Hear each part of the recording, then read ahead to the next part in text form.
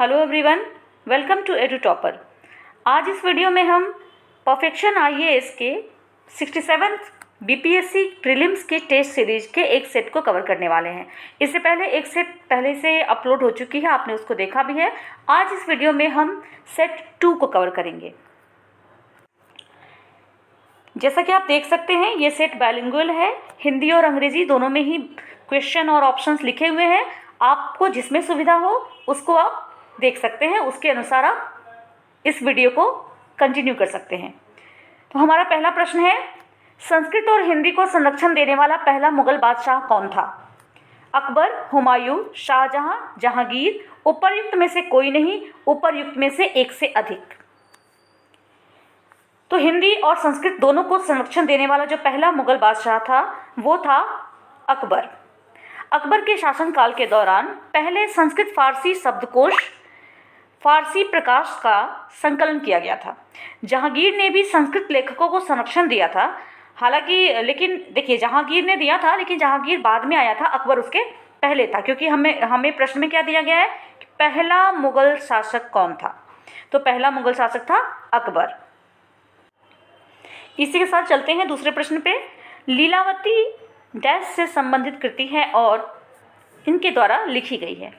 Options हैं बीजगणित आर्यभट्ट, खगोल विज्ञान आर्यभट्ट, खगोल विज्ञान भास्कर, बीजगणित भास्कर। उपर्युक्त में से कोई नहीं, उपर्युक्त में से एक से अधिक।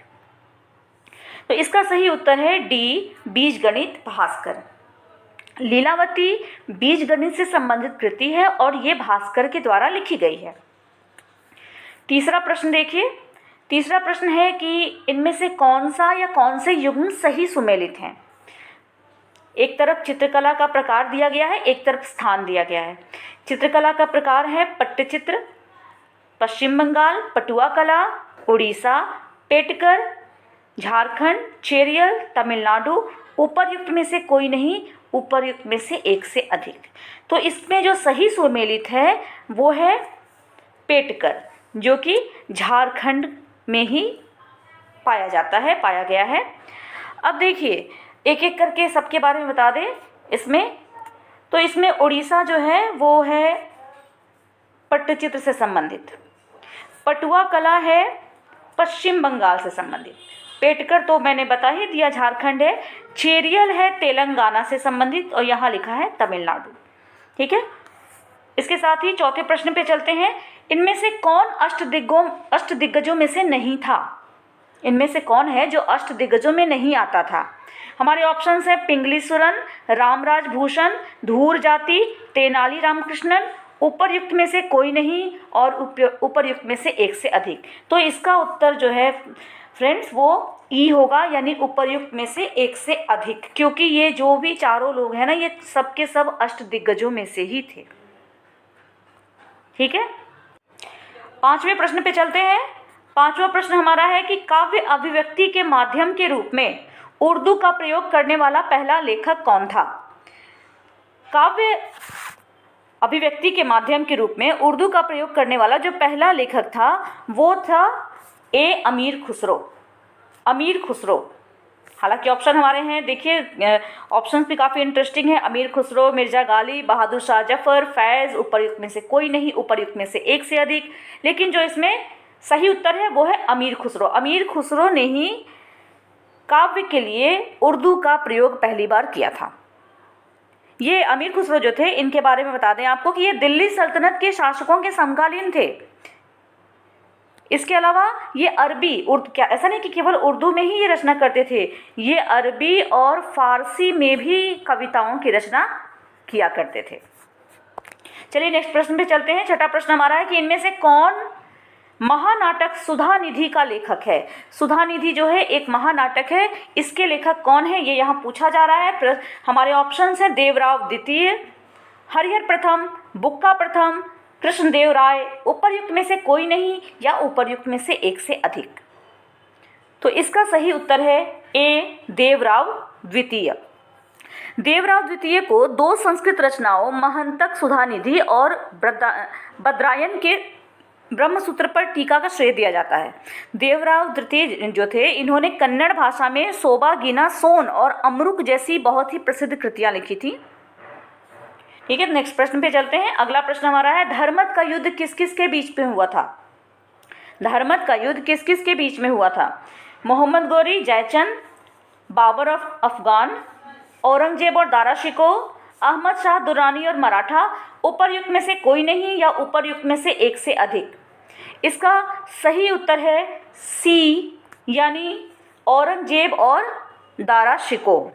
हुआ क्या था कि शाहजहां की गद्दी, जो शाहजहां थे, उनके बाद उत्तराधिकार के लिए जो युद्ध हुआ था, उसी में 1658 ईस्वी में ये धर्मत का युद्ध हुआ, जो कि औरंगजेब और दारा शिकोह के बीच में हुआ था। और इस युद्ध में औरंगजेब की जीत हुई, जबकि दारा शिकोह की पराजय हुई। चलते हैं 8वें प्रश्न पर। मध्यकालीन भारत में महत्तारा और पट्टिकिला जैसे पदनामों का प्रयोग किसके लिए किया जाता था? ऑप्शन है सैन्य अधिकारी, गांव के मुखिया, वैदिक अनुष्ठानों में विशेषज्ञ, क्राफ्ट गिल्ड के प्रमुख, उपर्युक्त में से कोई नहीं या उपर्युक्त में से एक से अधिक। इसका सही उत्तर है बी, यानी मध्यकालीन भारत में ग्राम प्रधानों के लिए, गांव के मुखिया के लिए महत्तारा और पट्टिकिला जैसे पदों का प्रयोग किया जाता था। 9वें प्रश्न पे चलते हैं। 9वां प्रश्न हमारा है कि तुगलक वंश के किस सुल्तान ने तिरहुत में टकसाल नगर की स्थापना की थी? तुगलक वंश के किस सुल्तान ने तिरहुत में टकसाल नगर की स्थापना की थी? ऑप्शन है आलम शाह तुगलक, गयासुद्दीन तुगलक, फिरोज शाह तुगलक, मोहम्मद बिन तुगलक, इनमें से कोई नहीं या इनमें से एक से अधिक। इसके लिए जो हमारा सही उत्तर है वो है बी, गयासुद्दीन तुगलक। गयासुद्दीन तुगलक ने ही तिरहुत में टकसाल नगर की स्थापना की थी और इन्होंने ही इस नगर का नाम तुगलकपुर रखा था। अगले प्रश्न पे चलते हैं। अगला प्रश्न हमारा है कि यहाँ पे शासक दिए गए हैं और शासकों को एक क्रम से दिया गया है, तो हमें ये बताना है कि किसका क्रम सही है। ए में है विजय सेन, बल्लाल सेन, लक्ष्मण सेन, विश्वरूप सेन। बी में है लक्ष्मण सेन, बल्लाल सेन, विजय सेन, विश्वरूप सेन। फिर सी में विजय सेन, लक्ष्मण सेन, बल्लाल सेन, विश्वरूप सेन। और इसी तरीके से डी में है विश्वरूप सेन, लक्ष्मण सेन, विजय सेन, बल्लाल सेन। तो इसके उत्तर के लिए ज़रूरी है कि हम इन शासकों के काल क्रम को जानते हों। तो इसका जो सही उत्तर है वो है ए, यानी विजय सेन सबसे पहले, फिर बल्लाल सेन, उसके बाद लक्ष्मण सेन आए और फिर विश्वरूप सेन आए। ये देखिए, विजय सेन जो थे ये सेन वंश के, बंगाल का जो सेन वंश था उसके संस्थापक थे विजय सेन। विजय सेन ने इसकी स्थापना की, यानी इस वंश की स्थापना की। इसके बाद इनकी दो राजधानियां थीं, विजयपुरी और विक्रमपुरी। इनके बाद फिर बल्लाल सेन आए, फिर इनके बाद आते हैं लक्ष्मण सेन और अंत में आते हैं विश्वरूप सेन। चलते हैं 11वें प्रश्न पर। पाल वंश का अंतिम शासक कौन था? पाल वंश का अंतिम शासक कौन था? ऑप्शंस हैं मिहिरपाल, रामपाल, कुमारपाल, मदनपाल, उपर्युक्त में से कोई नहीं या उपर्युक्त में से एक से अधिक। इसका सही उत्तर है डी, मदनपाल। पाल वंश का अंतिम शासक था मदनपाल, जिसको विजय सेन ने हटा करके, इन्हीं को निकाल के सेन वंश की स्थापना की थी। अभी पिछले प्रश्न में हमने विजय सेन के बारे में चर्चा की थी। मदनपाल को पाल वंश का 18वां और अंतिम शासक माना जाता है। मूल रूप से ये 18वें शासक माने जाते हैं और अंतिम शासक भी यही थे। इनका उत्तराधिकारी भी था जो था गोविंद पाल, लेकिन ये इस पर थोड़ा सस्पिशन है, ये संदिग्ध है कि इनके बाद क्या हुआ। ये सही अभी इसके बारे में कुछ उतना विश्वसनीय तरीके से नहीं कहा जा सकता। देखा जाए तो जो अंतिम शासक थे ना, उनका सही क्रम है, सबसे पहले महिपाल आते हैं, महिपाल, इसके बाद आते हैं रामपाल, फिर कुमारपाल और तब अंत में आते हैं मदनपाल। इस प्रकार पाल वंश का जो अंतिम शासक था वो था मदनपाल। अगले प्रश्न पे हम चलते हैं। निम्नलिखित में से कौन सा कालानुक्रमिक क्रम में अकबर की विजयों का सही क्रम है? अकबर की विजय को हमें सही क्रम में लगाना है। इसमें है गुजरात, उड़ीसा, कंधार, कालिंजर। कालिंजर, गुजरात, उड़ीसा, कंधार, उड़ीसा, गुजरात, कालिंजर, कंधार। इस तरह से इन चारों ऑप्शन को आप पढ़ लेंगे और पांचवा जो ऑप्शन है वो है वही, उपर्युक्त में से कोई नहीं या उपर्युक्त में से एक से अधिक। इसका जो सही उत्तर है वो है बी, कालिंजर। सबसे पहले कालिंजर, जो कि इन्होंने जीता था 1569 ईस्वी में। इसके बाद आता है गुजरात, जो इन्होंने जीता 1572 ईस्वी में। तीसरे नंबर पे आता है उड़ीसा, जो 1590 से 92 में जीता था इन्होंने। और तब अंत में आता है कंधार, जो 1595 में अकबर ने जीता था। इस तरीके से अकबर की विजय का जो सही क्रम है वो है बी। आगे बढ़ते हैं हम। निम्नलिखित में से किस स्मारक में वह गुंबद है जिसे दुनिया में सबसे बड़ा गुंबद कहा जाता है? हमारे ऑप्शन है शेर शाह का मकबरा सासाराम, जामा मस्जिद दिल्ली, गयासुद्दीन तुगलक का मकबरा दिल्ली, गोल गुंबज बीजापुर, उपर्युक्त में से कोई नहीं या उपर्युक्त में से एक से अधिक। इसका सही उत्तर है डी। बीजापुर का जो गोल गुंबज है ये सबसे प्रसिद्ध ऐसी स्मारक है और इसका जो गुंबद है ये दुनिया का सबसे बड़ा गुंबज कहा जाता है। एक तरह से कहिए तो ये विजयपुर का सबसे प्रसिद्ध स्मारक है। ठीक है, आगे बढ़ते हैं हम। 14वां प्रश्न हमारा है कि भारत के मध्यकालीन इतिहास के संदर्भ में मनसबदारी प्रणाली प्रचलित की गई थी। इसके बाद ऑप्शन है अधिकारों की नियुक्ति और पारिश्रमिक के लिए, राजस्व संग्रह की सुविधा के लिए, धार्मिक सद्भाव सुनिश्चित करने के लिए, स्वच्छ प्रशासन को प्रभावित करने के लिए, या उपर्युक्त में से कोई नहीं या उपर्युक्त में से एक से अधिक। इसका जो सही उत्तर है वह है ए, यानी अधिकारियों की नियुक्ति और पारिश्रमिक के लिए। मनसबदारी प्रथा शुरू की गई थी 1595 से 96 में। ठीक है, 1595 टू 1596 में। मनसब शब्द जो है वो मूल रूप से अरबी भाषा का शब्द है। इसका दर्जा या इसका प्रयोग जो है ये पद या स्थिति या स्टेटस के रूप में किया जाता था। ये व्यवस्था मूल रूप से सरकारी अधिकारियों और सैन्य अधिकारियों का दर्जा और स्थिति निर्धारित करती थी। हर एक नागरिक को या फिर हर सैन्य अधिकारी को एक विशेष मनसब दिया जाता था और इसी मनसब से तय होता था कि उनका वेतन क्या होगा और उनको भत्ता कितना मिलेगा। अगला प्रश्न है, बलबन ने भव्य उपाधि धारण की। किस चीज़ की उपाधि बलबन ने धारण की थी?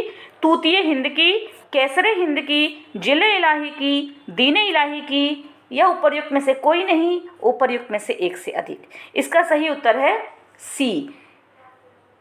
बलबन ने जिले इलाही की उपाधि धारण की थी।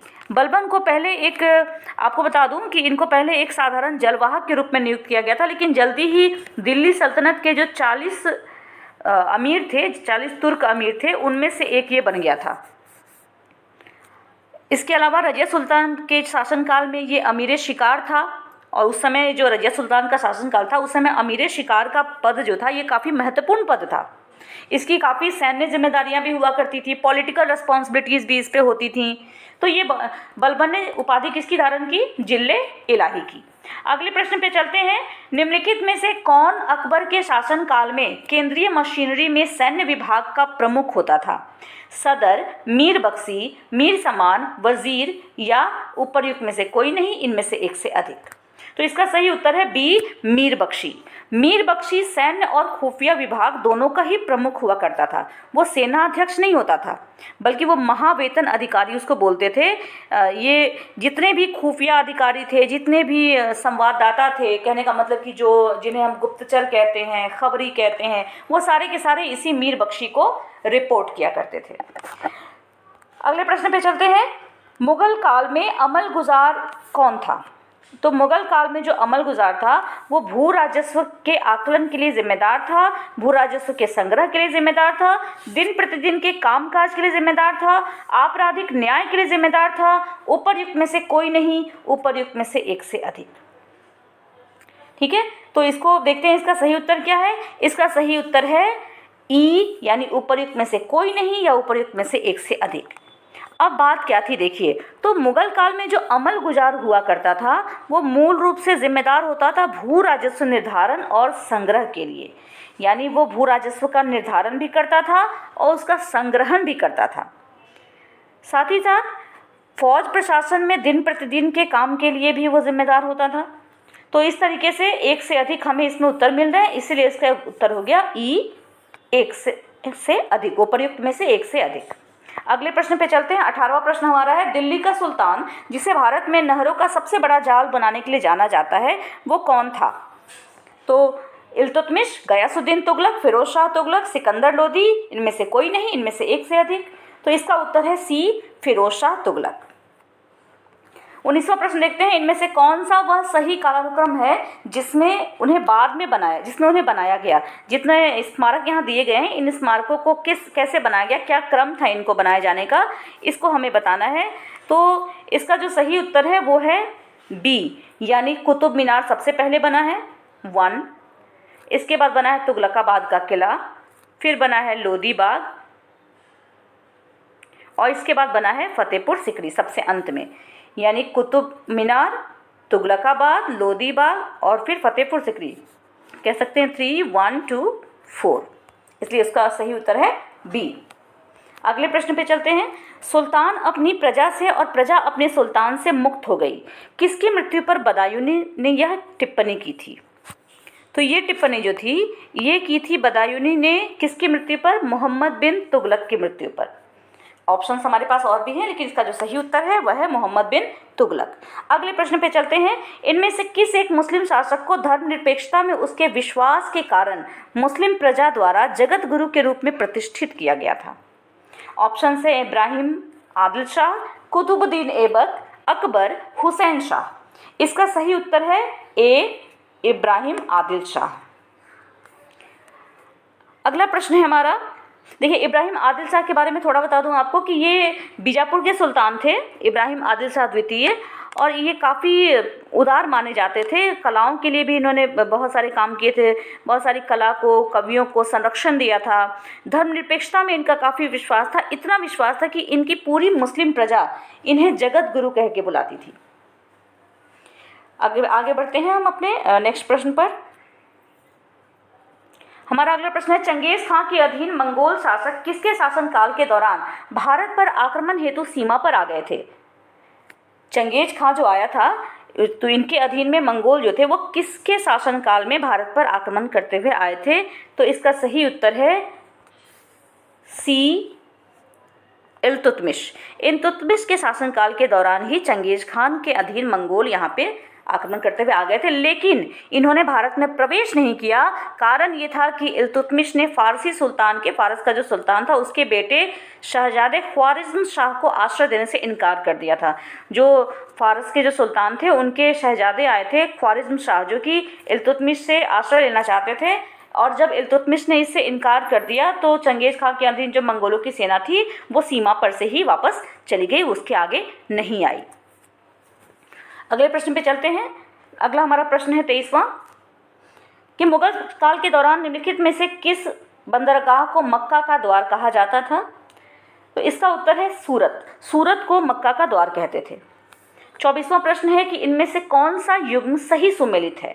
दीवाने बंदगान, दीवाने मुस्तखराज, दीवाने कोही, दीवाने अर्ज, उपरोक्त में से कोई नहीं, इनमें से एक से अधिक।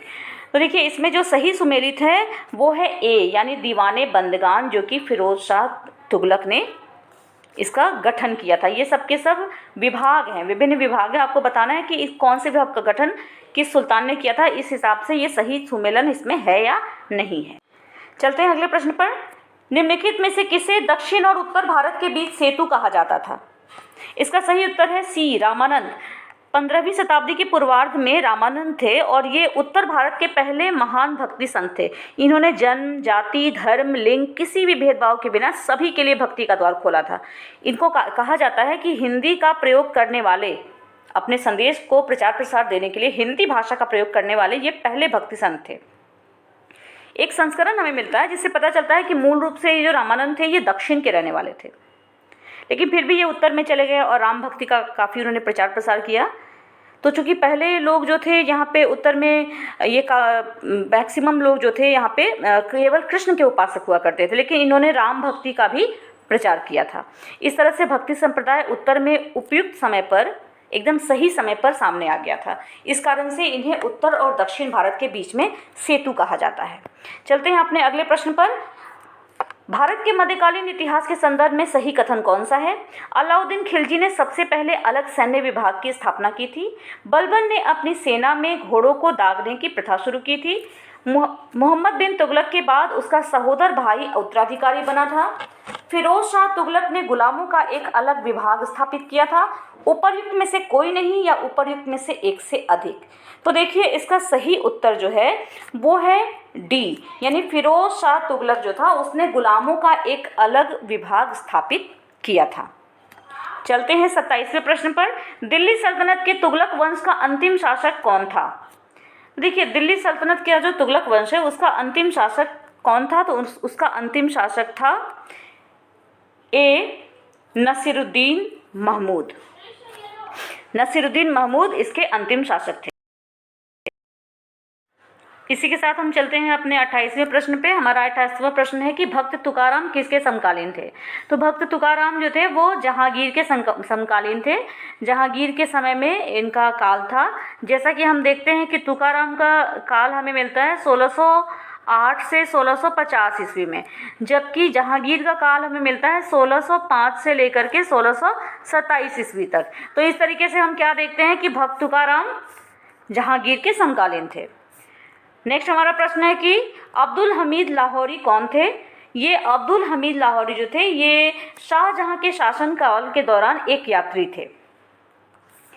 इन्होंने अब्दुल हमीद लाहौरी ने बादशाहनामा या पादशाहनामा नाम से भी एक पुस्तक भी लिखी थी जिसमें इन्होंने शाहजहां के शासनकाल के बारे में ही बताया है। हमारा 30वां प्रश्न है मध्यकाल में बंजारे संबंधित थे। तो मध्यकाल में बंजारे जो थे ये व्यापारियों से संबंधित थे। व्यापारियों से संबंधित होने का मतलब हुआ कि जो बंजारे हुआ करते थे ये एक स्थान से दूसरे स्थान पर वस्तुओं का परिवहन या व्यापार करने वाले लोग थे। और जिन चीज़ों का ये व्यापार करते थे उनमें नमक, अनाज, इसके अलावा लकड़ी, मवेशी, इस तरह की चीज़ें होती थी। इस तरह से हम कह सकते हैं कि ये बंजारे खानाबदोश व्यापारी थे। 31वें प्रश्न पे चलते हैं। किस मुगल बादशाह के शासनकाल में इंग्लिश ईस्ट इंडिया कंपनी ने भारत में अपनी पहली फैक्ट्री स्थापित की थी?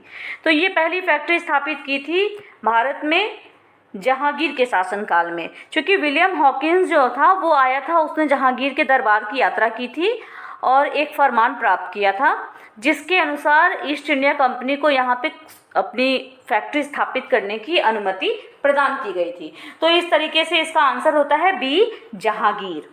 32वें प्रश्न पे चलते हैं। इनमें से किस शासक ने बंगाल में कुलीनवाद की शुरुआत की? इसका सही उत्तर है ए, बल्लाल सेन। बल्लाल सेन जो कि सेन वंश का तीसरा शासक था, इसने बंगाल में सामाजिक सुधारों की शुरुआत की थी जिसे कुलीनवाद के रूप में भी जाना जाता है। कुलीनवाद में जो शब्द है कुलीन, इसका अर्थ होता है अच्छे परिवार का, यानी गुड फैमिली से, बढ़िया अच्छी फैमिली से। तो इस प्रकार से जो 4 जातियां हुआ करती थी, 4 शीर्ष कह सकते हैं कि हम जिस विभाग में समाज पूरा बटा हुआ था उसमें जो सबसे जिनको निम्न माना जाता था, तो ऐसा कहा जाता था कि अगर ये तीनों जातियां जो हैं, ये शीर्ष की जो तीनों जातियां हैं, ये चाहें तो निम्न जाति की लड़की से निम्न जाति की दुल्हन से विवाह कर सकते हैं। इसी को कुलीनवाद कहते हैं। ये इसकी शुरुआत की थी बल्लाल सेन ने। नेक्स्ट क्वेश्चन है प्रारंभिक मध्यकालीन भारत में निम्नलिखित में से किस क्षेत्र को जेजाक भुक्ति के नाम से जाना जाता था? इसका सही उत्तर है सी, बुंदेलखंड। बुंदेलखंड को जेजाक भुक्ति के नाम से जाना जाता था। ये मोटे तौर पे मान लीजिए कि जो हमें 16 महाजनपदों की जानकारी मिलती है अंगुत्तर निकाय से, तो उसमें एक महाजनपद है चेदी। तो इस चेदी का इलाका था ये बुंदेलखंड, और इसे ही हम जेजाक भुक्ति के नाम से जानते थे। अगले प्रश्न पे चलते हैं हम। नेक्स्ट हमारा प्रश्न है कि प्रारंभिक चालुक्य कौन थे? प्रारंभिक चालुक्य जो थे वो कौन थे? तो इसका सही उत्तर है बादामी। हम जानते हैं कल्याणी के भी चालुक्य रहे हैं, इसके अलावा वेंगी के चालुक्य भी रहे हैं, बादामी के भी रहे हैं। तो इनमें सबसे पहले जो चालुक्य थे वो कौन थे? तो वो थे बादामी के चालुक्य। 35वें प्रश्न पे चलते हैं। 35वां हमारा प्रश्न है कि राजस्थान में ओशियान के मंदिर की स्थापना किसने की थी? हमारे ऑप्शन से चौहानों द्वारा, बी, गुर्जर प्रतिहारों द्वारा, सी परमारों द्वारा, डी राष्ट्रकूटों द्वारा। इसका जो सही उत्तर है वो है बी गुर्जर प्रतिहारों द्वारा, बी गुर्जर प्रतिहारों द्वारा। देखिए, गुर्जर प्रतिहारों ने राजस्थान में मारवाड़ की स्थापना की थी और जोधपुर के निकट इन्होंने ही ओसियान के मंदिर के नगर का निर्माण कराया था। इनकी उत्पत्ति मुख्य रूप से देखा जाए तो मंदसौर से हुई थी और इसके जो मुख्य राजा हमें मिलते हैं वो है राजा नागभट्ट प्रथम, नागभट्ट द्वितीय, मिहिर भोज, ये सारे नाम यहाँ पे मिलते हैं। अभी आपने सुना भी होगा, हाल फिलहाल में मिहिर भोज का नाम काफ़ी चर्चित है क्योंकि उत्तर प्रदेश में हाल ही में इससे संबंधित एक उद्घाटन किया गया और कुछ इस तरह का कुछ इशू अभी चल भी रहा है। आप करंट न्यूज़ वगैरह देख रहे होंगे तो जानते ही होंगे। चलिए अगले प्रश्न पे चलते हैं। 36वां प्रश्न हमारा है कि राज्य के खर्च पर हज यात्रा आयोजित करने वाला पहला भारतीय शासक कौन था? इसका सही उत्तर है डी अकबर। अकबर वो पहला मुस्लिम शासक था जिसने राज्य के खर्चे पर हज यात्रा का आयोजन किया और हज यात्रियों को आर्थिक सहायता भी प्रदान की। इसके साथ ही ये ऐसा पहला मुगल शासक था जिसने बुद्धिमानी से बुद्धिमत्तापूर्ण और सहिष्णु धार्मिक नीति का पालन किया। उसका जो महल था ना, वो ईद के साथ साथ हिंदू त्योहारों को भी मनाता था। हिंदू त्योहारों पे भी वहाँ पे बड़े बड़े उत्सव हुआ करते थे।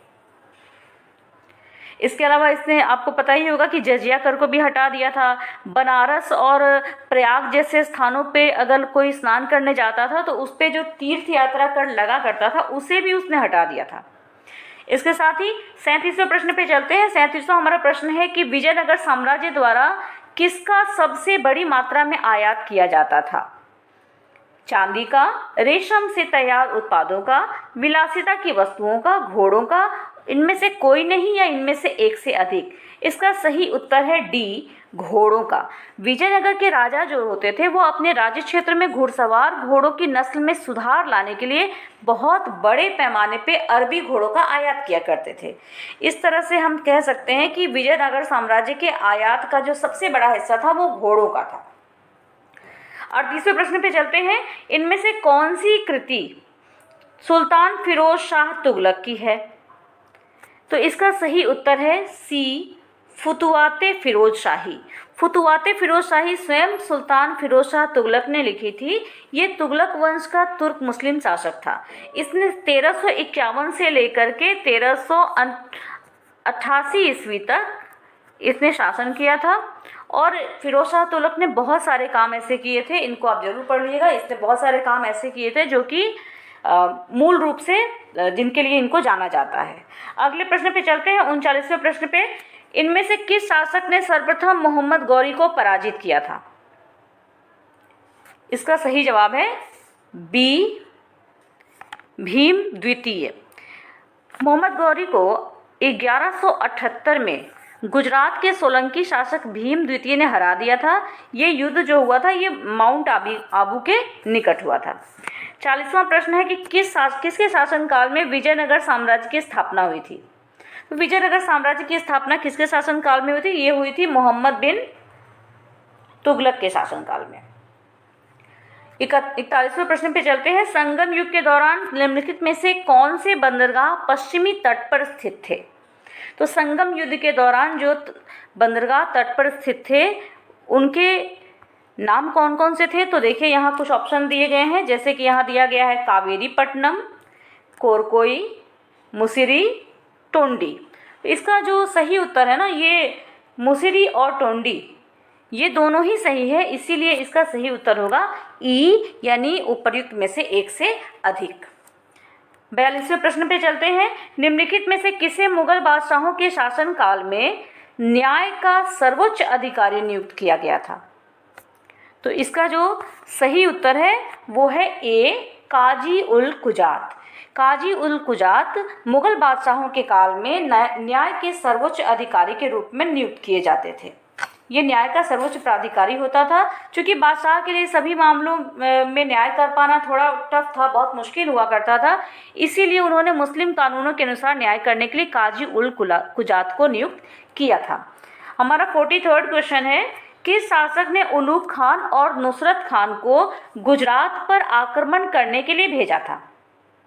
इसका सही जवाब है बी, अलाउद्दीन खिलजी। अलाउद्दीन खिलजी ने अपने दो भाइयों उलूग खान और नुसरत खान, इन दोनों को गुजरात पर आक्रमण करने के लिए भेजा था। गुजरात पर आक्रमण करके सोमनाथ और रुद्र महालय के मंदिरों को इन लोगों ने ढा दिया था। ठीक है, आगे चलते हैं। किस मुगल बादशाह के मनसबदारों में सबसे अधिक हिंदू थे? तो देखिए, हिंदू प्राधिकारी जो थे, जो हिंदू ऑफिसर थे, वो सबसे ज़्यादा औरंगजेब के समय में थे। इन्होंने बहुत ज़्यादा हिंदुओं को नियुक्त किया था, क्योंकि औरंगजेब का सोचना था कि धर्म की जगह कैपेसिटी, क्षमता, एबिलिटी के आधार पर लोगों को नियुक्त किया जाना चाहिए।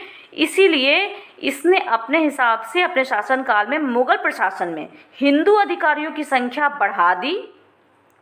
इसमें कई मराठे और कई राजपूत भी थे। ठीक है, आगे बढ़ते हैं हम। किस मुगल बादशाह ने अपने राज्याभिषेक के दौरान बादशाह गाजी की उपाधि धारण की थी? ये उपाधि धारण की थी जहांगीर ने।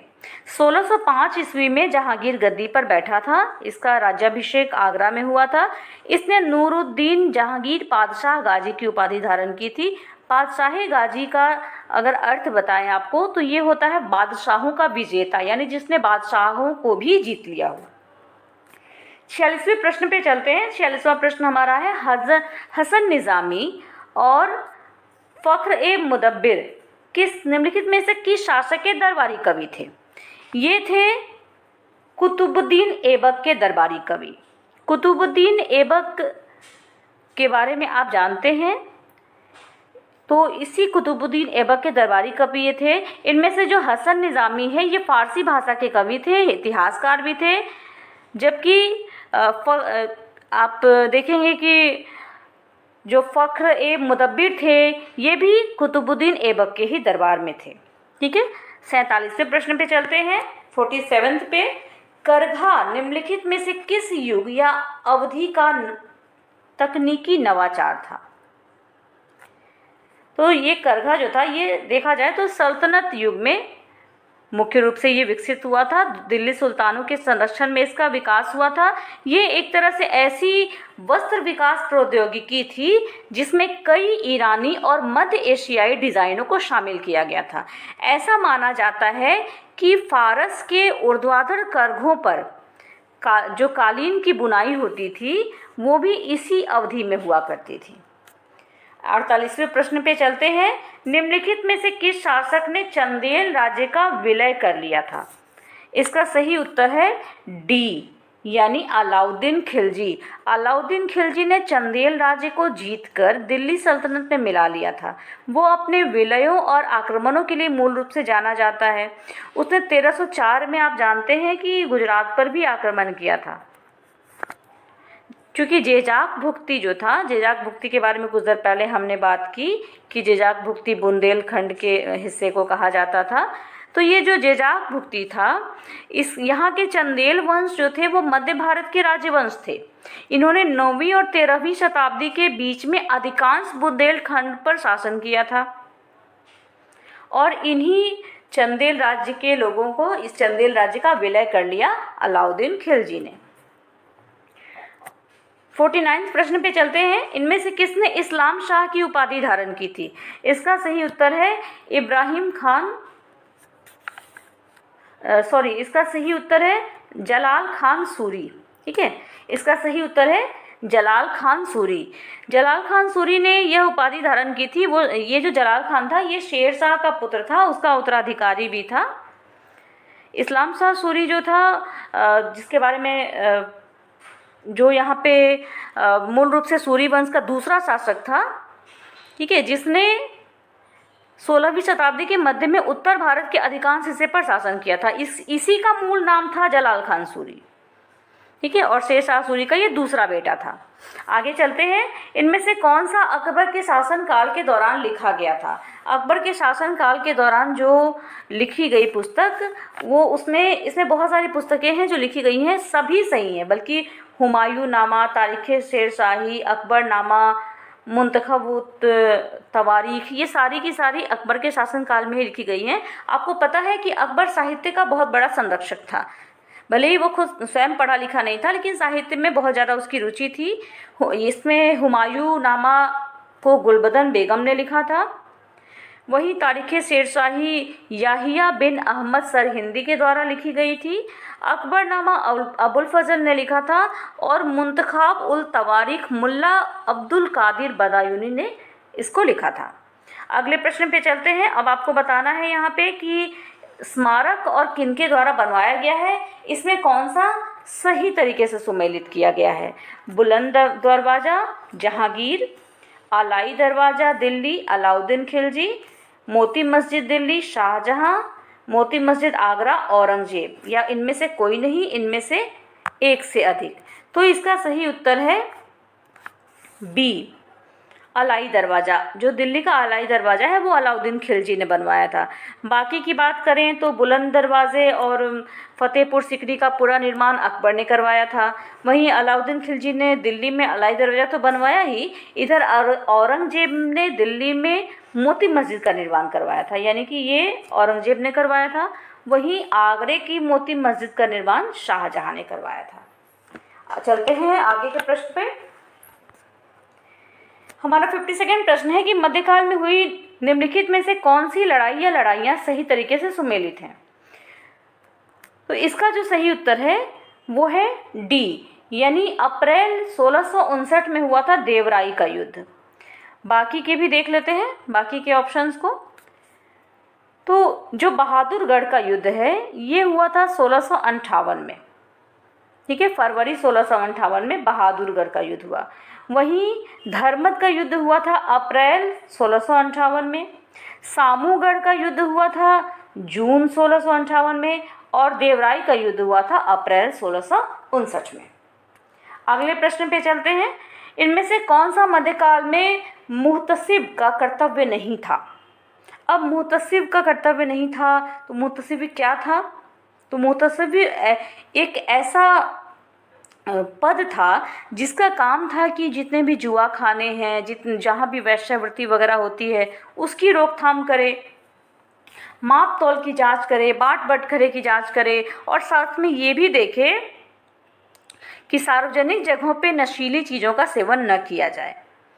ठीक है, तो इनको मूल रूप से हम देखें तो औरंगजेब ने नियुक्त किया था। तो इनके आप देख रहे हैं कि माप तौल की जांच करना से लेकर के ये माप तौल की जांच करना, जुआ खानों वैश्यावृत्ति की रोकथाम करना, सार्वजनिक स्थानों पर नशीले पदार्थों का सेवन न किया जाए ये देखना, ये सारी चीज़ें इसका कर्तव्य थी। और हमें क्या देखना, हमें देखना क्या इसका कर्तव्य नहीं था।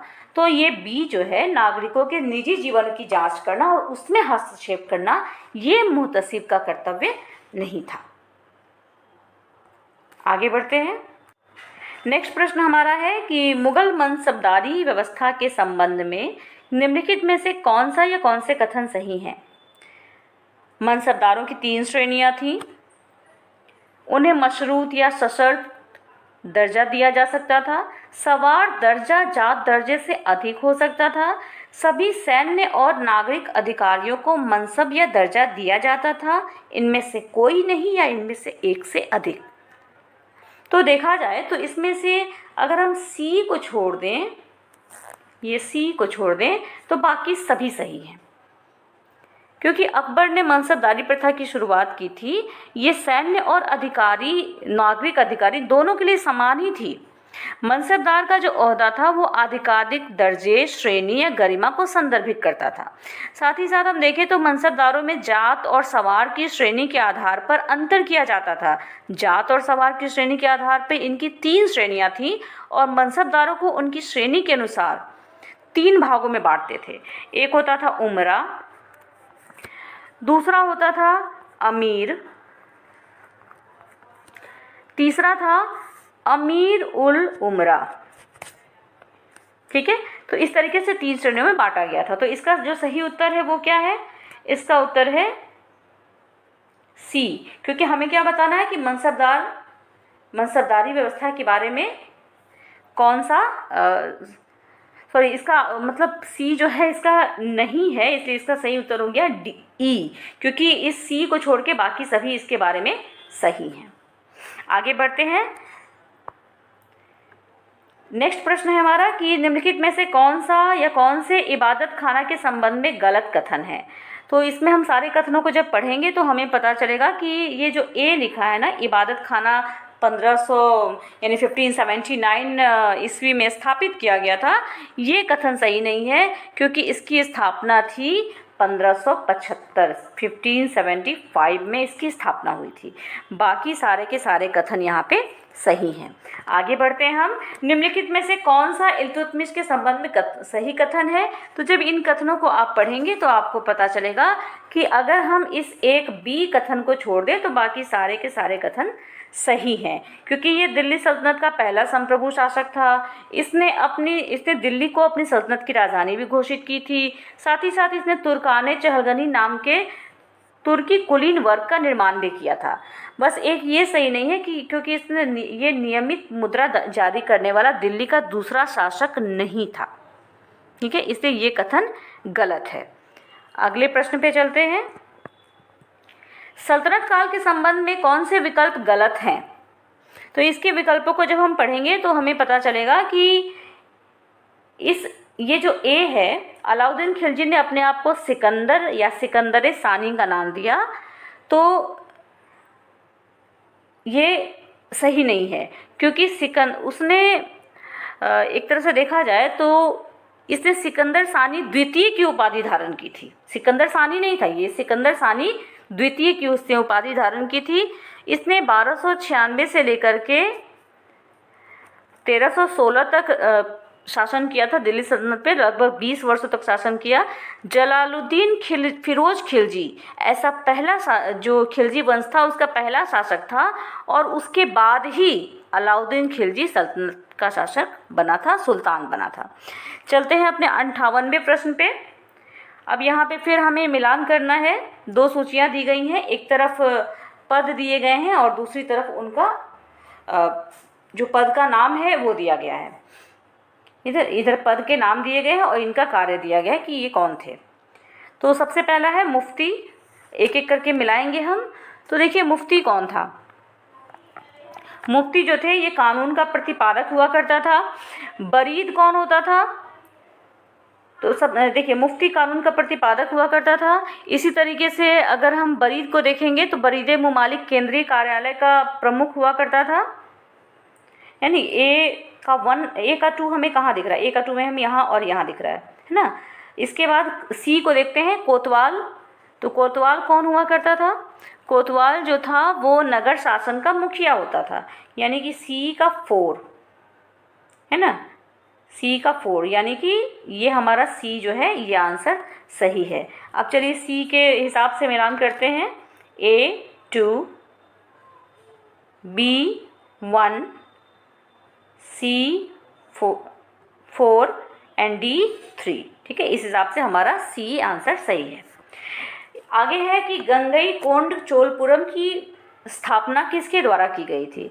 इसका सही उत्तर है, इसकी स्थापना की गई थी राजेंद्र प्रथम द्वारा। 60वां प्रश्न हमारा है कि कौन सा युग्म मध्यकाल के दौरान यात्री और उनके मूल देश का गलत सुमिलन दर्शाता है। तो ये गलत दिखाने वाले यहाँ पर दो हैं, एक तो ए और एक सी, इसीलिए जो सही उत्तर होगा वो हो जाएगा ई। क्योंकि यहाँ देखिए बारबोसा जो थे ये फारस के नहीं थे, ये पुर्तगाली लेखक थे।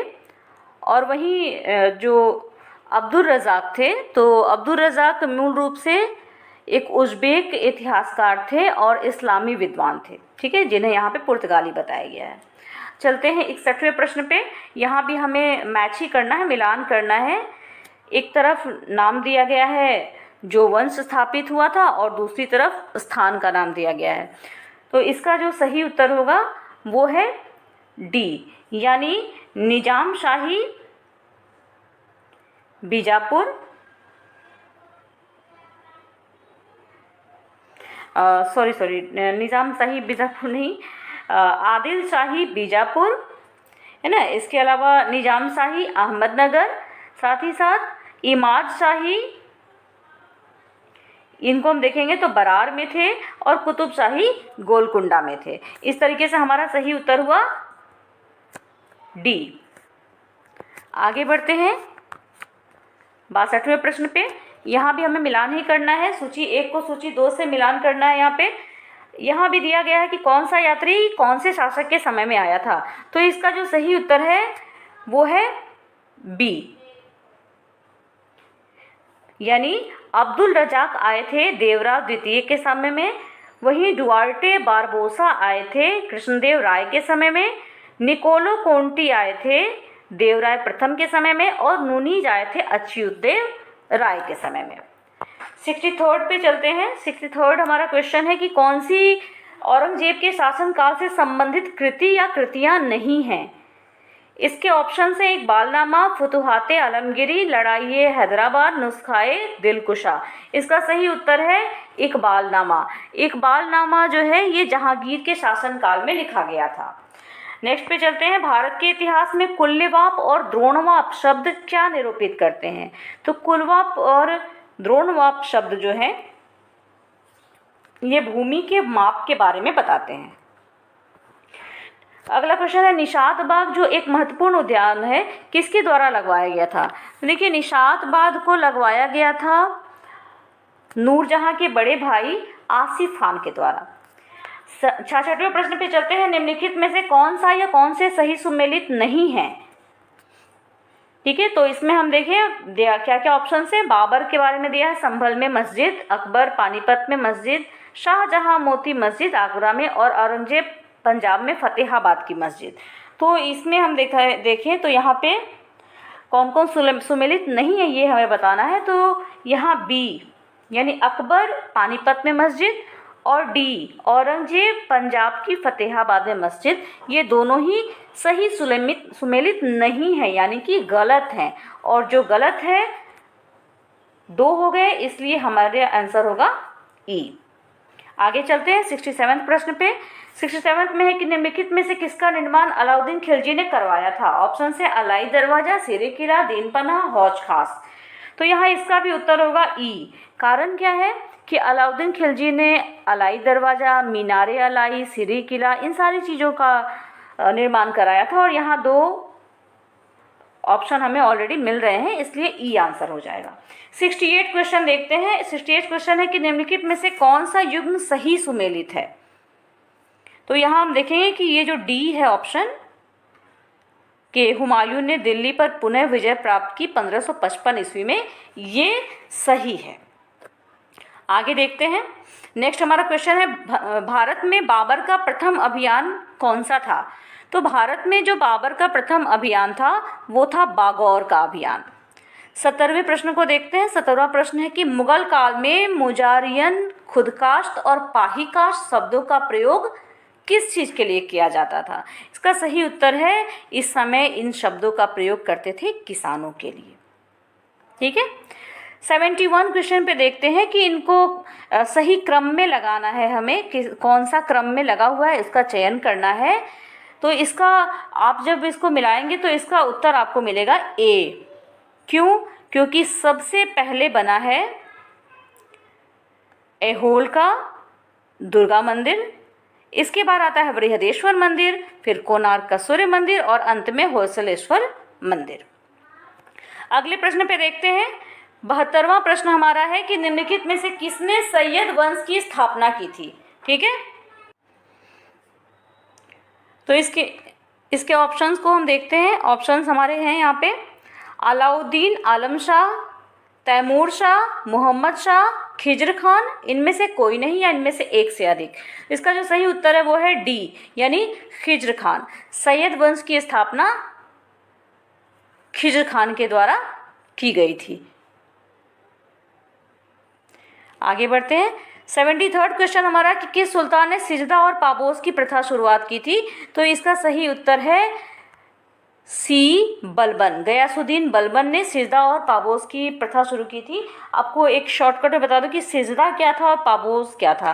देखिए सिजदा में क्या होता था कि लोग झुक करके और मतलब ये दोनों ही एक तरह से समझिए तो सुल्तान का अभिवादन करने की प्रथाएं थी। ठीक है, सुल्तान का अभिवादन जैसे हाथ चूम के अभिवादन करना, पैर चूम के अभिवादन करना, घुटने पर टिक करके अभिवादन करना, ये मूल रूप से सिजदा और पापोस की प्रथा थी। जैसे कि सिजदा में क्या करते थे कि सुल्तान के सामने घुटने टिकाकर बैठ जाते थे और कहते थे कि आप ही हमारे लिए ईश्वर जैसे हो। इसी तरह से पापोस में क्या करते थे कि सुल्तान के पैर चूमते थे ये लोग आके। ठीक है, ये इन प्रथाओं की शुरुआत किसने की थी? गयासुद्दीन बलबन ने। अगले प्रश्न पे चलते हैं। नेक्स्ट हमारा प्रश्न है कि निम्नलिखित में से कौन दिल्ली सल्तनत का सुल्तान बनने वाला एकमात्र धर्म परिवर्तन करने वाला भारतीय मुसलमान था? धर्म परिवर्तित भारतीय मुसलमान कौन था? ये इसके ऑप्शंस हमारे सामने हैं। कुतुबुद्दीन ऐबक, नसीरुद्दीन खुसरो शाह, जलालुद्दीन खिलजी, इस्लाम शाह। और इसका जो सही उत्तर है वो है नसीरुद्दीन खुसरो शाह। खुसरो शाह ने 1320 ईस्वी में लगभग 2 महीने तक दिल्ली के सुल्तान के रूप में शासन किया था। हालांकि ये बरबद्दी हिंदू सैन्य कबीले का था और 1305 में मालवा पर अलाउद्दीन खिलजी के आक्रमण के दौरान दिल्ली की सेना ने इसको पकड़ लिया था। गुलाम के रूप में इसे दिल्ली ले जाया गया और इसके बाद इसने इस्लाम में धर्मांतरण कर लिया था। अगले प्रश्न पे चलते हैं। 75 प्रश्न पे, किसे मोहम्मद बिन तुगलक ने संरक्षण दिया था? मोहम्मद बिन तुगलक ने संरक्षण दिया था जिन प्रभा सूरी जैसे संत को। ये एक संत थे और इनको मोहम्मद बिन तुगलक ने संरक्षण दिया था। नेक्स्ट प्रश्न पे चलते हैं। मोहम्मद बिन तुगलक का सांकेतिक मुद्रा का प्रयोग सफल क्यों नहीं रहा? क्या कारण था इसके सफल नहीं रहने का? तो इसके सफल नहीं रहने का मूल कारण था कि बड़े पैमाने पर इसने नकली मुद्रा का इसके काल में बड़े पैमाने पर नकली मुद्राएं ढाल दी गई थी, जिसके कारण ये प्रयोग सफल नहीं हुआ। होता क्या था कि पीतल और तांबे के सिक्के ढाले गए थे, इसने प्रतीक मुद्रा जारी की थी। और पीतल और तांबे के सिक्के जो ढाले गए, इनका मूल्य सोने और चांदी के सिक्कों के बराबर था। और इस समय के जो मैक्सिमम सिटीजन थे, मैक्सिमम जो नागरिक थे, वो स्वर्णकार थे, यानी सोनार टाइप थे, और इनको अच्छे से आता था कि कैसे नकली सिक्के बना सकते हैं। तो इतने सारे नकली सिक्के इन्होंने बना दिए कि ये प्रयोग बिल्कुल ही इसका असफल हो गया। आगे बढ़ते हैं 77वें प्रश्न पे। 77वां प्रश्न, मोहम्मद बिन तुगलक के निम्नलिखित कार्यक्रमों को उनके घटित होने के कालानुक्रमिक क्रम में व्यवस्थित कीजिए और नीचे दिए गए कूट का चयन कीजिए। तो इसका जो सही उत्तर है वो है सी, यानी सबसे पहले हुआ है दोआब में कराधान में वृद्धि, इसके बाद हुआ है राजस्थानी स्थानांतरण, फिर सांकेतिक मुद्रा जारी की गई है और अंत में हुआ है कांगड़ा अभियान। ठीक है, 78वें प्रश्न पे चलते हैं। इतिहासकार रॉबर्ट सेवेल ने निम्नलिखित में से किस साम्राज्य को भूला बिसरा साम्राज्य कहा था? इसका सही उत्तर है ए, विजयनगर साम्राज्य। विजयनगर साम्राज्य को रॉबर्ट सेवेल ने भूला बिसरा साम्राज्य कहा था। अगला प्रश्न है, विजयनगर काल के दौरान द्रविड़ वास्तुकला की महत्वपूर्ण विशेषता क्या थी? तो विजयनगर काल के दौरान द्रविड़ कला की जो विशेषता थी, द्रविड़ वास्तुकला की, वो मूल रूप से थी कल्याण मंडप। कल्याण मंडप यहाँ पे बना होता था। एक मंदिर परिसर में एक आयताकार प्रांगण होता था और इसमें कल्याण मंडप एक खुला हुआ मंडप होता था, जिसका प्रयोग मूल रूप से समारोह, उत्सव वगैरह के लिए किया जाता था। अगले प्रश्न पे चलते हैं। अगला हमारा प्रश्न है 80 नंबर का 80th प्रश्न है हमारा, जो है निम्नलिखित में से किसने दिल्ली को दिल्ली सल्तनत की राजधानी के रूप में स्थापित किया था? किसने दिल्ली को दिल्ली सल्तनत की राजधानी के रूप में स्थापित किया था? इसका सही उत्तर है बी, इल्तुतमिश। आगे देखते हैं 81 नंबर का हमारा प्रश्न है कि अकबर द्वारा निम्नलिखित में से कौन सा क्षेत्र, राज्य, प्रांत अधिग्रहित नहीं किया गया था? इसका सही उत्तर है डी, बीदर, क्योंकि बाकी के तीनों को अकबर ने अधिग्रहित कर लिया था। 82 नंबर का प्रश्न है कि निम्नलिखित में से किस मुगल बादशाह ने दक्कनी रियासतों को उखाड़ फेंकने में अपने शासनकाल का एक बड़ा हिस्सा व्यतीत किया था, अपने जीवन का एक बड़ा काल लगाया था? तो इसका सही उत्तर है औरंगजेब। और आपको बता दूं कि मूल रूप से ना मुगल सल्तनत के पतन होने का, मुगल साम्राज्य के पतन का एक बहुत बड़ा कारण ये था कि औरंगजेब ने अपने जीवन के लगभग 25 वर्ष दक्कन को मैनेज करने में लगाए थे। 83rd नंबर का क्वेश्चन है, इनमें से कौन सा भवन फतेहपुर सीकरी में अवस्थित नहीं है? तो इसका सही उत्तर है डी, किलाए कोहना मस्जिद। ये किलाए कोहना मस्जिद जो है ये दिल्ली के पुराने किले के परिसर में है और बाकी के जो तीनों हैं ये फतेहपुर सीकरी में ही स्थित हैं। 84th नंबर का प्रश्न देखते हैं, इनमें से किसने पहली बार रुपया सिक्का जारी किया था। तो ये जारी करने वाला पहला था शेरशाह सूरी, जिसने रुपया सिक्का जारी किया था। 85th क्वेश्चन को देखते हैं। 85th क्वेश्चन है कि मुगल चित्रकला की नींव किसके द्वारा रखी गई थी। तो देखिए, मुगल चित्रकला की जो नींव रखी गई थी, ये रखी गई थी हुमायूं के द्वारा। ऐसे तो हम जानते हैं कि चित्रकला का ज़्यादा शौकीन जहांगीर था और चित्रकला की सबसे ज़्यादा उन्नति भी जहांगीर के समय में हुई, लेकिन इसकी जो नींव रखी थी वो हुमायूं ने रखी थी। इनके समय के दो विशिष्ट चित्रकार थे, अब ख्वाजा अब्दुल समद और मीर सैयद। ठीक है, काफ़ी कम समय के लिए ही 1555 में जब हुमायूं ने अपनी गद्दी दोबारा हासिल की, तो इन्हीं कलाकारों से हुमायूं और अकबर दोनों ने ही चित्रकारी सीखी थी। अगले प्रश्न पे चलते हैं। अगला प्रश्न है, बंदा बहादुर का मूल नाम क्या था। तो बंदा बहादुर का मूल नाम था डी लक्ष्मण देव। 87वां हमारा क्वेश्चन है, उत्तर मेरूर अभिलेख किसके शासनकाल से संबंधित है। देखिए, उत्तर मेरूर अभिलेख संबंधित है परांतक प्रथम के शासनकाल से। ये उत्तर मेरूर अभिलेख जो है ये तमिलनाडु में कांचीपुरम जिले में है, एक नगर पंचायत है। यहाँ पर है ये। यहाँ जो मंदिर है मतलब मैक्सिमम यहाँ के मंदिरों में अभिलेख है। मंदिर अभिलेखों के लिए ये जगह विख्यात है। ठीक है, आगे चलते हैं हम। किस राजपूत राजा ने कवि राजमार्ग, रत्नमलिका, प्रश्नोत्तर मलिका कृतियों की रचना की। इसका सही उत्तर है बी अमोघवर्ष। अमोघवर्ष प्रथम ने इन सारी कृतियों की रचना की थी। 89वें प्रश्न पे चलें तो कोणार्क का सूर्य मंदिर नरसिंह देव प्रथम द्वारा बनवाया गया था। ये जो कौन से वंश का था, जो नरसिंह देव प्रथम थे, ये किस वंश के थे। तो ये थे सी पूर्वी गंग वंश के। सी पूर्वी गंग वंश के ये थे। 90 नंबर का क्वेश्चन है कि मीराबाई के संदर्भ में कौन सा कथन सही है। तो यहाँ हम देखेंगे सारे कथनों को पढ़ने के बाद से कि इनके विषय में यहाँ जितने भी कथन दिए गए हैं, इनमें ए, सी और डी ये तीनों कथन सही हैं। अब देख लिया जाए कौन कौन से कथन हैं। एक तो ये राजपूत राजकुमारी थी। दूसरा, इनके जो गीत हैं वो गुजरात और राजस्थान में निचली जाति के लोगों द्वारा गाए जाते हैं। और तीसरा कि ये गुरु रविदास से बहुत ज़्यादा प्रभावित थी। आगे बढ़ते हैं। 91 नंबर का हमारा जो प्रश्न है वो है कि नाथ साहित्य किस भाषा से जुड़ा है। तो नाथ साहित्य जुड़ा हुआ है बंगाली भाषा से। 92 नंबर का प्रश्न है हमारा कि भारत के मध्यकालीन इतिहास के संबंध में इजरा दर शब्द का निम्नलिखित में से किसके लिए प्रयोग हुआ है। तो इजरा दर शब्द का प्रयोग हुआ है राजस्व संग्राहकों के लिए, यानी कि कह सकते हैं कि ये डी ऑप्शन सही है। 93rd क्वेश्चन है, वेट्टी मध्यकालीन भारत में वेट्टी क्या था। देखिए, कई बार ये प्रश्न आया भी है और अच्छे परीक्षाओं में आया है, यूपीएससी वगैरह में भी आया है ये क्वेश्चन कि वेट्टी कौन सा वेट्टी क्या था, किस शब्द को हम जानेंगे वेट्टी नाम से। वेट्टी किसको कहा करते थे। तो ये एक ऐसा कर था जो ज़बरदस्ती मजदूरी के रूप में लिया जाता था लोगों से। तो यहाँ पर जो इसका उत्तर हो जाएगा वो हो जाएगा बी, जबरन श्रम के रूप में एकत्रित करों को वेट्टी कहते थे। 94 नंबर का क्वेश्चन है, तमिल भक्ति आंदोलन के अलवार और नयनार के संदर्भ में कौन सा कथन सही है। तो इसका जो उत्तर है वो है डी यानी दोनों समाजों की सभी जातियों के लिए खुले थे। ये बातें अलवार और नयनार दोनों के संबंध में सही हैं क्योंकि इन्होंने दोनों ने ही जाति व्यवस्था का काफ़ी विरोध किया था। 95 नंबर का प्रश्न हमारा एक बार फिर से मिलान करने को कहता है। इसका अगर हम मिलान करें तो हम देखें कि कौन सा सही सुमेलित किया हुआ है इसमें, तो हमें मिलेगा डी, चोल तमिलनाडु, क्योंकि चोल का जो शासन था वो तमिलनाडु पर था। वहीं चौहानों का शासन दिल्ली और अजमेर के पास था। चालुक्य का आप शासन देखेंगे तो इनका शासन गुजरात पर था और गढ़वाल जो थे वो पश्चिमी उत्तर प्रदेश की तरफ शासन करते थे। ठीक है, इसके बाद अगले प्रश्न पे चलते हैं। वह मुगल सम्राट शाहजहां के शासनकाल के दौरान भारत का भ्रमण करने वाला फ्रांसीसी चिकित्सक था।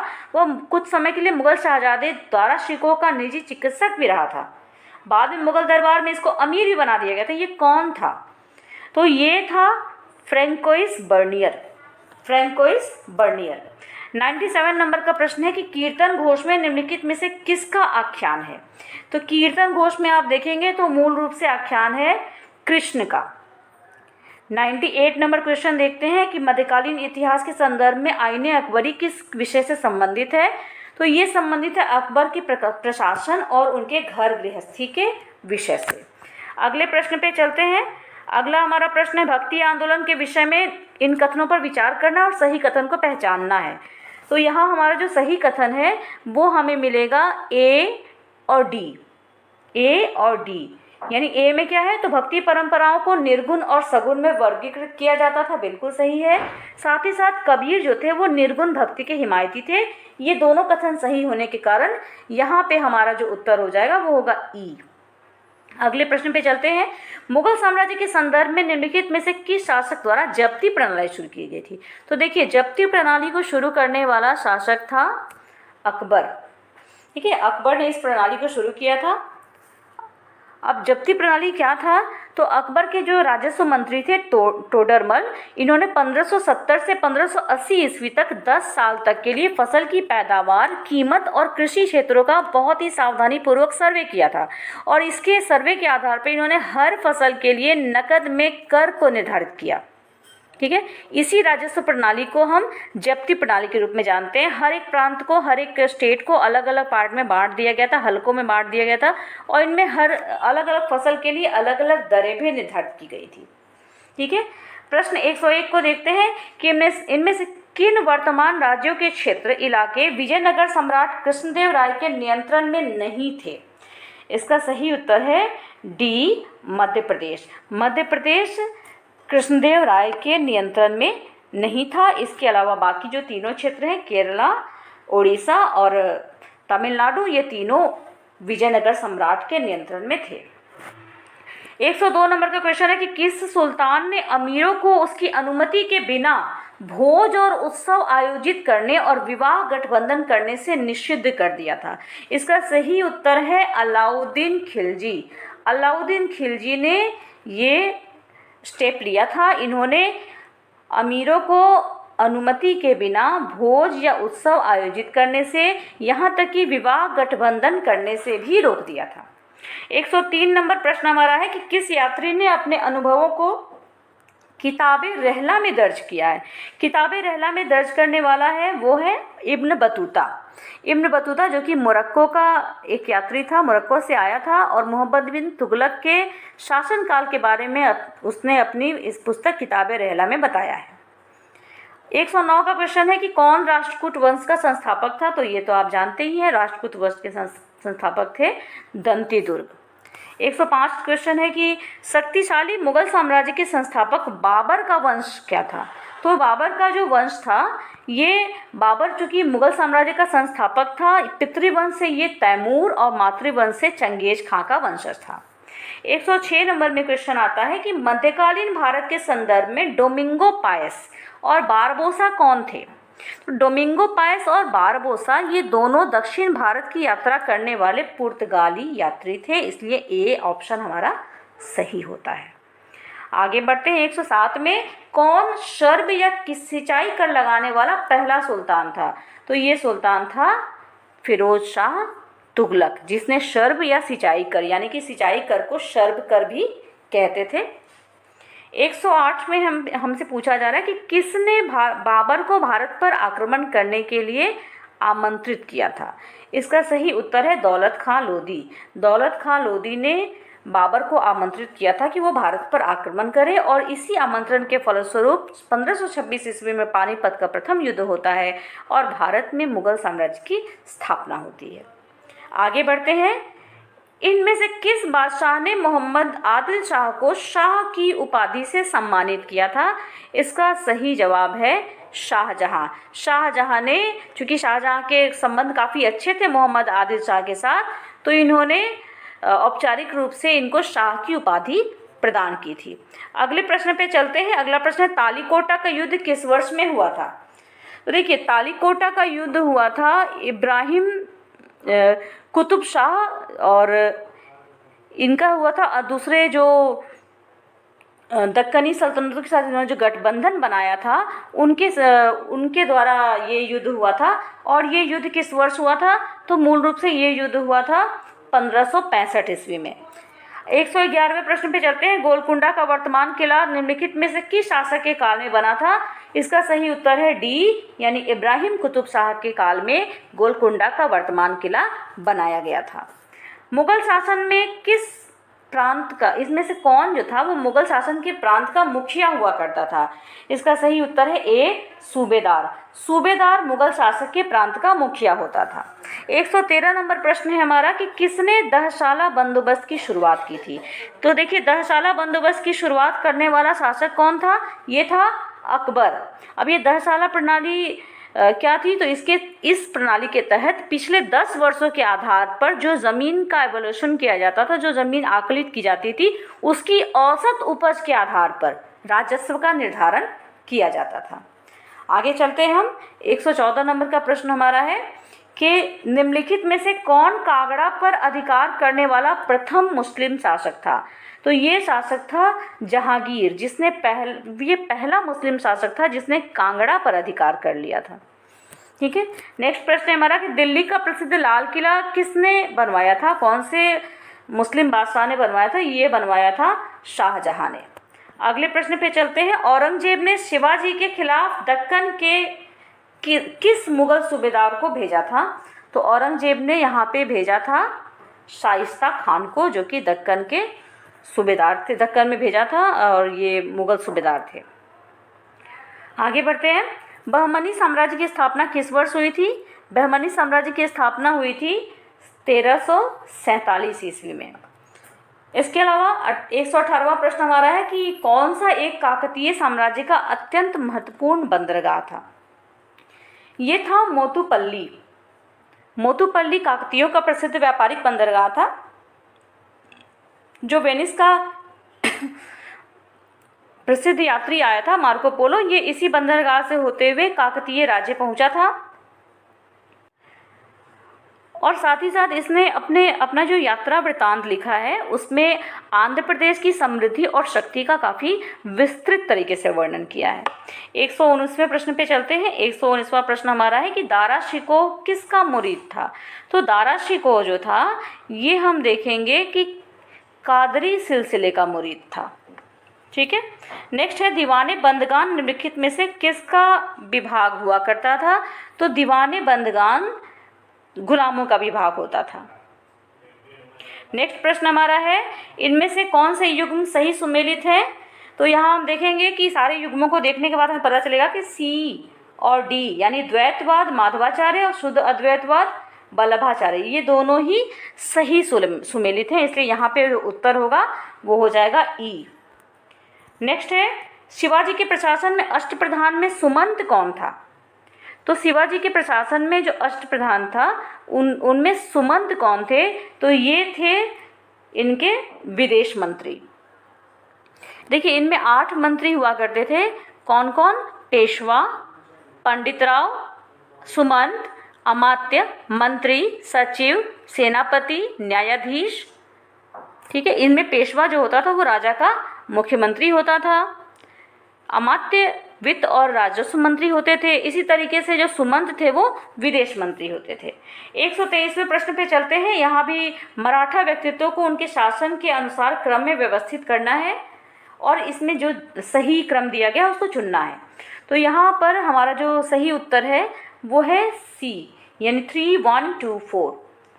3 1 2 4। सबसे पहले बालाजी विश्वनाथ, फिर बाजीराव प्रथम, फिर बालाजी बाजीराव और अंत में माधवराव। अगले प्रश्न पे चलते हैं। प्रारंभिक मध्यकालीन भारत का निम्नलिखित में से कौन सा राजवंश अपने आप को सात्यकी का वंश कहता था? इसका सही उत्तर है राष्ट्रकूट वंश। राष्ट्रकूट वंश के जो लोग थे ये अपने आप को सात्यकी का वंशज कहा करते थे। 125वां प्रश्न है हमारा कि कौन कश्मीर का शासक वर्ग नहीं था? इसका सही उत्तर है डी, सेन, क्योंकि सेन के बारे में हमने कुछ देर पहले डिस्कस किया कि ये बंगाल का शासक वर्ग था। 126वां प्रश्न है विक्रमशिला विश्वविद्यालय का संस्थापक कौन था? विक्रमशिला विश्वविद्यालय का संस्थापक था धर्मपाल, जो कि पाल वंश का एक महत्वपूर्ण शासक था। इसने उच्च धर्म शिक्षा केंद्र के रूप में विक्रमशिला में बहुत ही प्रसिद्ध बौद्ध मठ की स्थापना की थी। 127वां प्रश्न हमारा है, स्थानीय स्वशासन प्रारंभिक मध्यकालीन भारत के किस राजवंश के प्रशासन की मूल विशेषता थी? तो इसका सही उत्तर है सी, चोल। चोल वंश का जो स्थानीय शासन था वो बहुत ही प्रसिद्ध है। 128वें प्रश्न में हम देखेंगे कि किस प्रारंभिक मध्यकालीन भारतीय राजवंश ने चट्टानों को काटकर एलोरा में कैलाश मंदिर का निर्माण करवाया? ये निर्माण करवाया राष्ट्रकूट वंश ने, राष्ट्रकूट राजवंश ने इस निर्माण को करवाया था। 129वां हमारा प्रश्न है कि कौन सा युग्म गलत है? अब देखिए यहाँ गलत निकालना है, तो गलत कौन सा है इसमें? हम देखेंगे कि डी यानी चोल वंश, राजेंद्र द्वारा स्थापित। यहाँ चूंकि चोल वंश जो था वो विजयालय द्वारा स्थापित था, इसलिए ये गलत होता है, बाकी सभी सही हैं। 130वां प्रश्न है, त्रिपक्षीय संघर्ष में सबसे पहले कूदने वाले पाल शासक का नाम क्या था? ये नाम था गोपाल। ठीक है, अगले प्रश्न पे चलते हैं। खजुराहो के मंदिर का निर्माण किसने करवाया था? खजुराहो के मंदिर का निर्माण करवाया था चंदेलों ने। ठीक है, 132वां प्रश्न है कि पुरी में विश्व प्रसिद्ध जगन्नाथ मंदिर का निर्माण किसने करवाया? तो जगन्नाथ मंदिर का निर्माण करवाया था अनंत वर्मन ने। अनंत वर्मन ने जो कि गंग वंश के, पूर्वी गंग वंश के प्रथम शासक थे, इन्होंने इस मंदिर का निर्माण पुरी में करवाया था। नेक्स्ट हमारा प्रश्न है, अलबरूनी किसके शासनकाल में भारत आया था? तो अलबरूनी आया था महमूद गजनवी के शासनकाल में। ठीक है, क्योंकि महमूद गजनवी जब भारत आए थे तो उनके साथ ही इन्होंने अपना अलबरूनी के बारे में जब आप जानेंगे तो भारत की यात्रा करने वाले सबसे प्रसिद्ध विद्वानों में से ये एक हैं। इन्होंने भारतीय संस्कृति का भी अध्ययन किया और साथ ही साथ इन्होंने भारत में जो भी धर्म थे, जो भी संस्कृति थी, उससे बहुत ज़्यादा ये प्रभावित थे। इसका भी उन्होंने बहुत ही बेहतर तरीके से वर्णन किया है। 134वां प्रश्न हमारा है कि इनमें से कौन सा उत्तर भारतीय मंदिर वास्तुकला की विशेषता नहीं है? इनमें से कौन सी विशेषता उत्तर भारत के मंदिरों की नहीं, ये हमें बताना है। इसका सही उत्तर है गोपुरम। गोपुरम क्या होता है? देखिए, गोपुरम जो होता है ये मंदिर का मुख्य द्वार होता था। ठीक है, तो ये गोपुरम जो है ये मूल रूप से हमें दक्षिण भारत के तरफ के मंदिरों में मिलता है, उत्तर भारत के मंदिरों में ये नहीं मिलता। हालांकि शिखर मिल जाता है, प्रदक्षिणा पथ जो परिक्रमा करने का पथ होता है वो मिल जाता है, गर्भगृह जहाँ ईश्वर को स्थापित किया जाता है, मेन ईश्वर को, वो मिल जाता है, लेकिन गोपुरम हमें उत्तर भारत के मंदिरों में नहीं के बराबर मिलता है। 135वां प्रश्न हमारा है कि इनमें से कौन सा युग्म सही सुमेलित नहीं है? तो यहाँ पर हम देखेंगे कि वाराह मिहिर और गोलाध्याय ये सही सुमेलित नहीं है, क्योंकि वाराह मिहिर ने गोलाध्याय नहीं लिखा था, बल्कि इन्होंने पंच सिद्धांतिका, बृहताजक, लघु जातक, इस तरह की चीज़ें लिखी थी। गोलाध्याय इन्होंने लिखा था, गोलाध्याय भास्कर ने लिखा था। ठीक है, आगे बढ़ते हैं हम। 136वां प्रश्न है, इनमें से कौन वारकरी संप्रदाय का संत नहीं था? इसका सही उत्तर है सी, वल्लभाचार्य। वल्लभाचार्य जो थे ये वारकरी यानी कि तीर्थयात्री जो संप्रदाय थे उसके संत ये नहीं थे। 137वें प्रश्न पे चलते हैं। हिंदू और मुस्लिम दोनों को शिष्य के रूप में ग्रहण करने वाले हिंदू संत कौन थे? तो ये हिंदू संत थे नामदेव, जिन्होंने हिंदू और मुस्लिम दोनों को ही शिष्य बनाया। 138वां प्रश्न है कि तूतीय हिंद यानी भारतीय तोता के नाम से किसे जाना जाता है? तो तूतीय हिंद के नाम से जाना जाता है अमीर खुसरो को, यानी ए ऑप्शन हमारा सही है। 139वां प्रश्न है, हल्दी घाटी का युद्ध कब हुआ? हल्दी घाटी का युद्ध हुआ था 1576 ईस्वी में। 18 जून 1576 ईस्वी में हल्दी घाटी का युद्ध मेवाड़ के राजा महाराणा प्रताप और आमेर के शासक मान सिंह प्रथम के बीच में हुआ था। हालांकि आमेर के राजा जो मान सिंह प्रथम थे ये अकबर का नेतृत्व कर रहे थे। ठीक है, और इधर दूसरी तरफ थे मेवाड़ के महाराणा प्रताप। 140वां प्रश्न देखते हैं, विजयनगर साम्राज्य का प्रथम राजवंश कौन सा था? तो ये प्रथम राजवंश था संगम वंश। ठीक है, 141वें प्रश्न को देखते हैं कि कौन सा युग्म सही सुमेलित नहीं है। इसमें हमें वो निकालना है जो सही नहीं है, यानी कि जो गलत है। ये है पल्लव। पल्लव जो थे ये वातापी के नहीं थे। आप जानते हैं वातापी के चालुक्य थे, पल्लव नहीं थे। ठीक है, नेक्स्ट प्रश्न पे चलते हैं। विजयनगर के किस शासक ने चीन के सम्राट के पास अपना राजदूत भेजा था? तो विजयनगर के आप देखेंगे कि जो बुक्का प्रथम थे, इन्होंने चीन के सम्राट के पास अपना राजदूत भेजा था। इसके बाद है 143वां प्रश्न। अकबर के दरबार में सर्वाधिक प्रसिद्ध संगीतकार तानसेन का मूल नाम क्या था? तो तानसेन का मूल नाम था रामतनु पांडे। 144वां प्रश्न है। तक्कावी ऋण किसको संदर्भित करता था? तक्कावी ऋण मूल रूप से खेती के लिए जो ऋण दिया जाता था उसको कहा जाता था तक्कावी ऋण। ये मुख्य रूप से देखा जाए तो मोहम्मद बिन तुगलक के शासनकाल में प्रचलित था। 145वां हमारा प्रश्न है कि किसके चलते बहमनी साम्राज्य का विघटन हुआ? तो देखिए, बहमनी साम्राज्य का विघटन किस कारण से हुआ है? तो इसका मुख्य कारण था विजयनगर साम्राज्य के साथ इसके संघर्ष। 146वां प्रश्न है कि राज्यों को सीधे भुगतान की जाने वाली दिल्ली सल्तनत की सबसे बड़ी स्थायी सेना किसके द्वारा बनाई गई थी? तो इसका सही उत्तर है कि ये जो सेना बनाई थी अलाउद्दीन खिलजी ने बनाई थी। अलाउद्दीन खिलजी के बारे में हम जानते हैं कि दिल्ली सल्तनत की सबसे बड़ी सेना इन्होंने बनाई थी। ये नगद में वेतन का भुगतान करते थे, क्योंकि जानते थे कि बड़ी सेना के लिए बहुत ज़्यादा धन चाहिए। इसीलिए इन्होंने कई तरह के उपाय किए, बाजार को नियंत्रित करने की कोशिश की। बाजार नियंत्रण नीति लागू करने वाला पहला शासक अलाउद्दीन खिलजी ही था। कीमत और वजन को लेकर के काफ़ी स्ट्रिक्ट आदेश इन्होंने जारी किए। जो लोग आदेशों का पालन नहीं करते थे उन्हें ये बहुत कड़ी सज़ा दिया करते थे। ठीक है, क्योंकि कीमतें इस तरह से बहुत कम हो गई थी, दाम लोग बढ़ा नहीं सकते थे, कीमत तो बढ़ नहीं सकती थी, इसीलिए सैनिकों का कम वेतन में भी गुजारा हो जाया करता था। नेक्स्ट प्रश्न पे चलते हैं। 147वां हमारा प्रश्न है कि मुगल उद्यान किस शैली से प्रेरित थे? देखिए, मुगल उद्यान जो थे ये मुख्य रूप से किस शैली से प्रेरित थे? तो ये थे फारसी शैली से प्रेरित। नेक्स्ट प्रश्न है हमारा कि गुरु ग्रंथ साहिब के प्रथम संकलन करने वाले सिख गुरु कौन थे? ये गुरु थे अर्जुन देव, जिन्होंने इस आदि ग्रंथ का प्रथम संकलन किया था। आगे बढ़ते हैं हम लोग। 149वां प्रश्न है। प्रसिद्ध अटाला मस्जिद किससे संबंधित है? तो जो अटाला मस्जिद है ये संबंधित है शर्की शासकों से। ठीक है, 150वां जो हमारा प्रश्न है और अंतिम प्रश्न है इस सेट का, जिसमें ये पूछा गया है कि उपनिषदों का फारसी में किसके द्वारा किस शीर्षक से अनुवाद किया गया था? इसका सही उत्तर है दारा शिकोह ने अनुवाद किया था। सिर ए अकबर के शीर्षक से इन्होंने उपनिषदों का अनुवाद किया था फारसी भाषा में।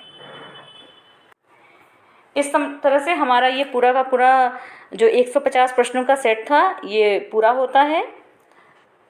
जल्दी ही हम तीसरा सेट भी लेके आएंगे और हमारी कोशिश होगी कि हम एक एक करके बहुत सारे संस्थानों के टेस्ट सीरीज को यहाँ पे कवर करें, ताकि आप अपनी पढ़ाई का एक क्विक रिवीजन ले सकें और इससे आपको बहुत ही ज़्यादा लाभ मिले। आपकी पढ़ाई के लिए बहुत सारी शुभकामनाओं के साथ धन्यवाद।